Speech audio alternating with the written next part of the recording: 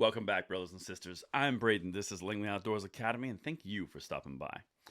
All right, guys, it's official. Politico just let the cat out of the bag. I don't know what they're up to, but the article that we're going to cover tonight literally says in the title, gun control legislation isn't going to happen. Have they been watching my channel since about, I don't know, February or March of 2020? Maybe they have, maybe they haven't. Maybe there's a mole amongst you.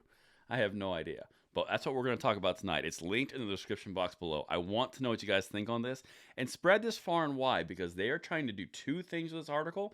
I'm going to hit everything below for your review and let me know what you guys think because this right here, put this in the W column because, man, that column's getting full this year, isn't it? All right. Gun control legislation isn't going to happen. Here's what Biden's doing instead. As president, Biden has promised billions of dollars in funding for community violence intervention, programs that have been shown to break cycles of violence. Now, we've talked about this, the violence interrupters. But listen to what they're doing in this article. It's two things I mentioned. One, they're flat out saying gun control legislation isn't happening because they're writing to the left-leaning audience. This is Politico, okay? The second thing that they're doing is they're putting pressure on Biden and the administration to make this second infrastructure deal happen. This is the one with all the goodies that they want. Let's keep going. I'm going to highlight this, walk through it, and check this out. Okay. First part we're going to cover is this is how they're applying pressure on Biden directly from the past. McBride, the national director of Faith in Action's Live Free Gun Violence Prevention campaign, recalls the heavy anguish that day as faith leaders proposed ideas for preventing yet another situation in America. This is from way back in the Obama administration. Why are they bringing that up now? Listen to what else he says. But Biden's response was one McBride had heard many times before, one he calls deeply painful. Again, this is Obama era. While there was a compassionate acknowledgement of the issue, there was not the political will to take place this work front and center in the gun violence conversation. And I think that too often, there was always a lot of calculus around, is this politically viable? McBride said. Well, the whole point is it's a political decision to change the laws that are based on politics. But anyway, that's the first thing that they did. Now they're giving the White House and Biden a chance to correct. Check this out, because this is where it starts to go in Biden's favor a little bit. The response from Biden that day stands in contrast to how he talks about gun violence now. Positive light. As president, Biden has promised billions of dollars in funding for community violence interventions, or CVIs, programs that have been shown to break cycles of violence by connecting high-risk individuals to wraparound social services. Yeah, we've covered that. Remember, he'd mentioned the $5 billion that he was committing in his infrastructure package, which, by the way, didn't pass. Here's the next thing they do to build him up.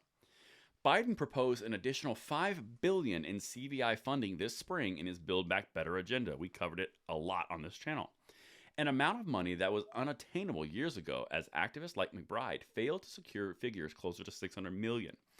And this is where the Build Back Better pitch comes in. This is where the pitch comes in from Politico to not only pressure Biden into doing this, but also to build momentum and energy around the Build Back Better. This is the second part of the infrastructure, the one with all the progressive goodies in it and the socialism light.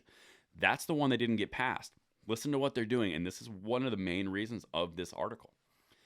When Erica Ford, the founder of Life Camp, Inc., one of the nation's top community violence intervention programs, talks about the impact she's seen, this work is a silver lining in the Biden administration's gun control agenda. Well, keep in mind, so far the agenda has been stuffed.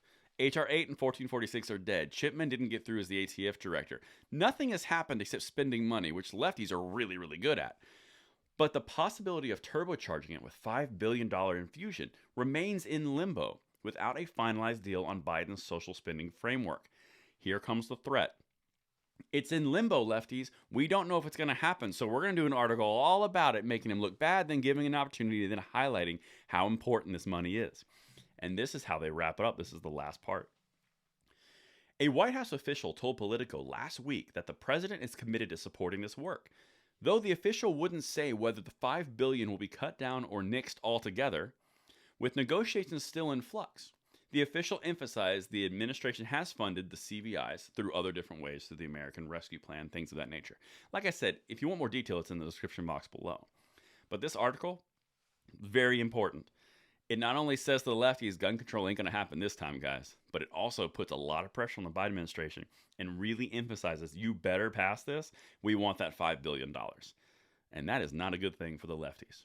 And that's what I've got for you guys tonight. Let me know what you think in the comments field below, and I will see you tomorrow morning on the Bullet Points. I'm Braden, signing out.